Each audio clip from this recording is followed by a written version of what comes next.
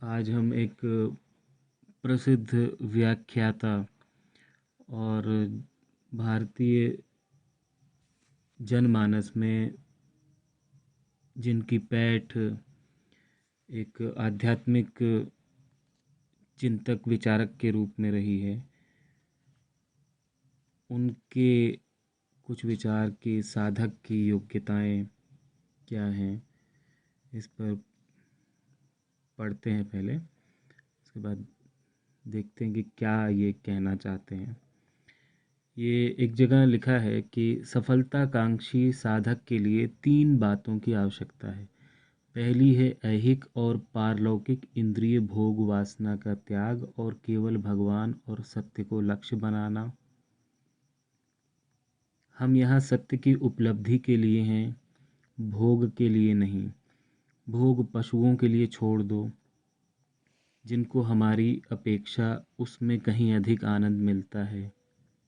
मनुष्य एक विचारशील प्राणी है और मृत्यु पर विजय तथा प्रकाश को प्राप्त कर लेने तक उसे संघर्ष करते ही रहना चाहिए। उसे फिजूल की बातचीत में अपनी शक्ति नष्ट नहीं करनी चाहिए।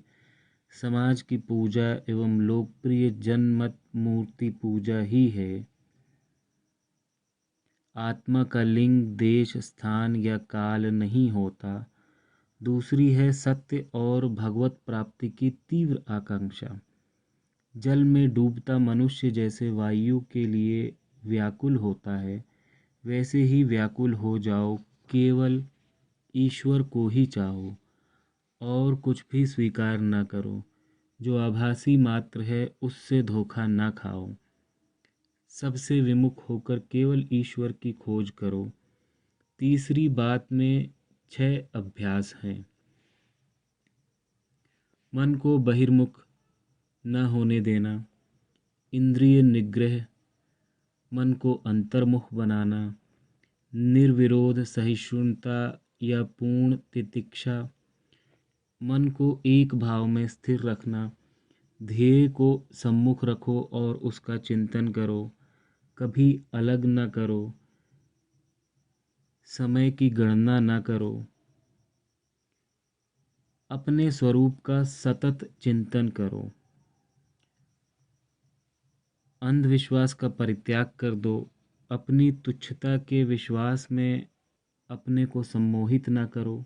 जब तक तुम ईश्वर के साथ एकात्मता की अनुभूति, वास्तविक अनुभूति न कर लो, तब तक रात दिन अपने आप को बताते रहो कि तुम यथार्थतः क्या हो।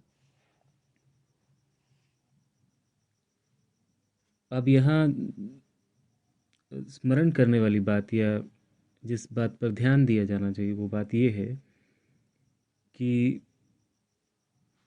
साधक की योग्यताओं के क्रम में तीसरी बात में जो 6 अभ्यास विवेकानंद जी बताते थे, उनमें से मन को बहिर्मुख न होने देना, इंद्रिय निग्रह, मन को अंतर्मुख बनाना, निर्विरोध सहिष्णुता या पूर्ण तितिक्षा, मन को एक भाव में स्थिर रखना, ध्येय को सम्मुख रखो और उसका चिंतन करो, कभी अलग न करो, समय की गणना न करो, अपने स्वरूप का सतत चिंतन करो। इसके अतिरिक्त उन्होंने अंधविश्वास का परित्याग कर दो पर भी बल दिया है। अब आप अब हम ये सोचें कि वर्ष 1881 के नवंबर में रामकृष्ण जी से विवेकानंद जी की मुलाकात हुई है। वो वो कालखंड, वो 1881 के आसपास के वर्ष, 10 वर्ष आगे, 10 वर्ष पीछे। आप ये समझें कि उस समय ये व्यक्ति कितना तार्किकता को प्राप्त कर चुके थे, किस तरह की तार्किकता को प्राप्त कर चुके थे, किस तरह के तर्क को प्राप्त कर चुके थे कि अंधविश्वास आदि का परित्याग कर दो। ये अपने चिंतन में उन्होंने समाहित किया था। अब अंधविश्वास उस समय किस तरह के थे, क्या थे, और साधक की योग्यताएं और साधना के बारे में वो जो कह रहे हैं वो किस तरह की साधना है, क्या वो अध्ययनशील रहने की साधना है, बुद्धत्व आदि जो उसकी जो प्रक्रियाएं हैं उस तरह की कोई साधना है, या किसी और तरह की किसी साधना की वो बात कर रहे हैं। हालांकि इसकी व्याख्याएं की हैं उन्होंने, लेकिन ये इस पर ध्यान देने वाली बात है कि वो क्या सोच रहे थे कि साधक की योग्यताएं से उनका आशय क्या रहा होगा। तार्किकता और एक तरह की नास्तिकता के साथ उन्होंने ऐसा क्यों कहा? क्या वो उस समय जो उनके ऊपर बहुत तरह का अंधविश्वास जो प्रचारित हो रहा था, जिस तमाम तरह की जो धारणाओं को स्थापित किया जा रहा था अलग अलग मतों द्वारा, उसका प्रभाव उन पर कितना था कितना नहीं था। और अ, वर्ष 1881 के जो नवंबर में उनकी रामकृष्ण जी से जो मुलाकात है, इसमें इसमें एक बात और विशेष है कि रामकृष्ण का जो मत है, जो उसमें चमत्कार वाली जो कुछ उनके जो दर्शन में या उनके चिंतन में उनकी जो उनका जो साहित्य है, उनसे जुड़ा जो साहित्य है, उसमें बहुत तरह के कुछ कुछ एक चमत्कार, कुछ बातें ऐसी हैं जो अंधविश्वास की श्रेणी में आती हैं। उसके बावजूद वो ऐसा कह रहे हैं कि अंधविश्वास का परित्याग कर दो। तो ये अपने आप में एक स्मरण करने लायक या फिर संभाल कर रखने लायक बात हो जाती है कि भारतीय जनमानस में पैठ जिन्होंने बनाई है अपने दर्शन के आधार पे, अपने विचारों के आधार पे, उनके विचारों के मूल में एक तरह का तार्किक दृष्टिकोण अवश्य था। अब ये कितना था कितना नहीं था, उस समय उनको क्या उपलब्ध था, किस तरह के साधन संसाधन उनके पास थे, किस तरह का अ, ज्ञान उन्होंने सहेजा था, कहाँ तक वो इसको समझ पाए थे, किन पुस्तकालयों से उनका ताल्लुक था, उनका संबंध था, और वो कितना इसको मतलब अपने में स- सहेज पाए थे, ये सब अपने आप में एक विचारणीय वि, विषय है और बड़ा मतलब बड़ा विस्तृत विषय है। तो ऐसे में मेरा कार्य मुझे ऐसा लगा कि मुझे उनकी ये वाली बात को अपने श्रोताओं के साथ, अपने पाठकों के साथ साझा करना चाहिए कि उनका इस तरह का मानना था, और वो साधना के बारे में इस तरह से एक साधक के बारे में, उसकी योग्यताओं के बारे में इस तरह का एक चिंतन रखते थे। और उनके विचार भी, जो कि करीब करीब 150 वर्ष पहले की बात है, उनके विचार भी तार्किकता लिए हुए थे, और उसमें अंधविश्वास का परित्याग करने का एक भाव भी था।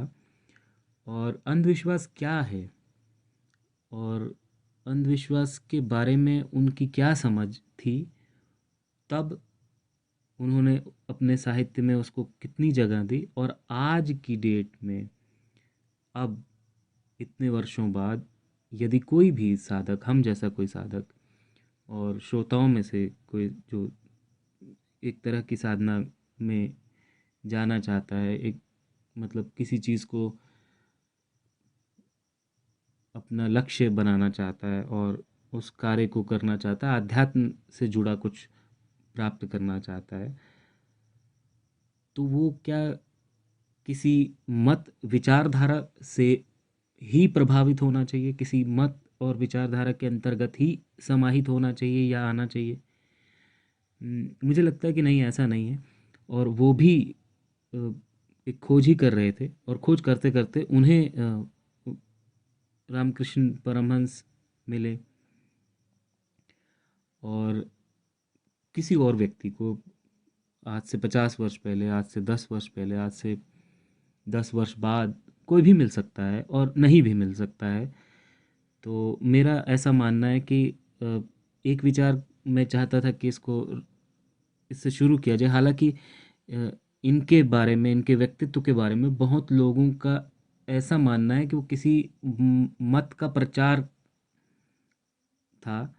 लेकिन मुझे ऐसा नहीं लगता है। मुझे ऐसा लगता है कि वो उस समय जो उनको आवश्यक लगा या जिस तरह से उनको लगा कि मैं इकट्ठा कर सकता हूँ शक्ति को, या फिर अ, एक अपने साधना मार्ग पे, अपने साधक होने के जो एक साधक होने के बाद जो व्यक्ति दे सकता है साधना पूर्ण होने के उपरांत समाज को, राष्ट्र को, उसके वशीभूत, उन विचारों के वशीभूत होकर संभवतः उन्होंने ऐसा किया हो कि उनसे वो किसी तरह के मत या किसी तरह के दर्शन का प्रचार हो गया हो। किंतु साथ ही वो एक तार्किक व्यक्ति थे और अंधविश्वास का परित्याग करने की बात भी कर रहे थे, और वो इम्प्रूवमेंट की भी बात कर रहे थे कि किसी चीज़ में बदलाव यदि किया जा सकता है तो किया जाना चाहिए, अपेक्षित बदलाव होने चाहिए और हमें पूर्वाग्रही नहीं होना चाहिए। तो उसी की परिपाटी मुझे नज़र आई इनकी इस बात में कि उन्होंने जो योग्यताएं दी एक साधक की, कि क्या होना चाहिए। तो इतना मैंने इकट्ठा किया और मैंने समझा कि श्रोताओं के सामने रखना चाहिए, तो आपके सामने लेकर आ गया ये उनका विचार। तो धन्यवाद।